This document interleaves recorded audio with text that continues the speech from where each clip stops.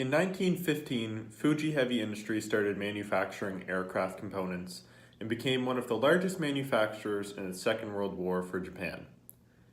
It wasn't until 1954 when the world saw the first Subaru, the 1500, which was quickly followed up by the Subaru 360 in 1958 and the Subaru 1000 in 1961.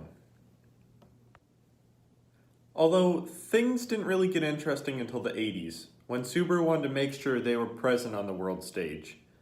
Subaru entered the World Rally competition, which proved to the world how impressive their cars really were. With major success in WRC, they started the Subaru Technica International Division in 1988, which focused strictly on improving performance. In 1993, they released the Impreza, which has gone on to become one of Subaru's most successful cars to date. To promote this new car, they changed the WRC car from their legacy RS to the now Impreza 555, which then went on to win 3 back-to-back-to-back World Championship titles from 1995 to 1997, further proving to the world how rugged Subarus really are, as rally racing isn't exactly the easiest thing on a vehicle.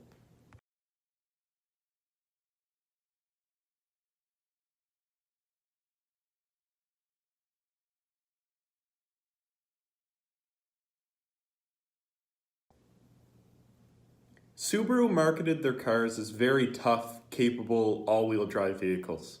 With this in mind and Subaru on the rise, they released their new Subaru Legacy Outback. The Legacy Outback was just the beginning of Subaru's 2 best family selling cars to date. The Legacy Outback separated into 2 chassis, the Legacy and the Outback. Subaru was approaching families at 2 different angles. It allowed for the birth of the Legacy that later developed into a more practical wagon city driving car, and the Outback, which had more of an off-road appeal, targeting the rural areas and people seeking all-wheel drive cars that could still be practical and could get them where they needed to go, but still go off-road. The CEO of Subaru North America actually said, if it weren't for the Outback, Subaru North America wouldn't exist. Needless to say, the Legacy Outback appealed perfectly to the market that Subaru was looking for. In 2006, Subaru decided to start focusing heavily on their customer value, changing their slogan to "Love. It's what makes a Subaru a Subaru." Something I've noticed and have greatly appreciated is their branding and marketing is quite calculated, and it shows in their very tasteful advertisements. If you ask anyone who's owned a Subaru before, they've most likely owned more than one. There's just something about them and the community around them that's just so welcoming and fun, which I can definitely attest to. In the span of 2 years, I've bought 6 Subarus, and I don't plan on stopping anytime soon. This definitely isn't accidental either. Subaru has made a very conscious decision to project their branding like this. In recent times, Subaru hasn't lost its roots. It's embraced them more, if anything.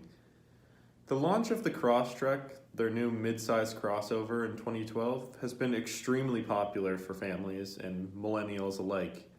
Along with the new Ascent in 2019, you can definitely see that both of the vehicles carry the spirit of the old Legacy Outback.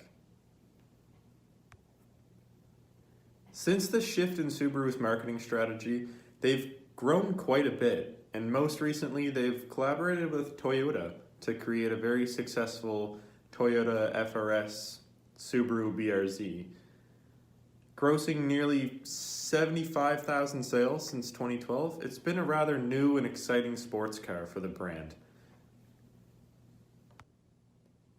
Other honorable mentions in Subaru's rather impressive marketing portfolio is their Subaru Ambassador program, which allows passionate Subaru enthusiasts to receive rewards and merchandise from Subaru for representing their brand and spreading their message to others. Unfortunately for me, the program isn't available in Canada. But overall, I think Subaru's welcoming, fun, and more emotional marketing is quite a smart play in recent times.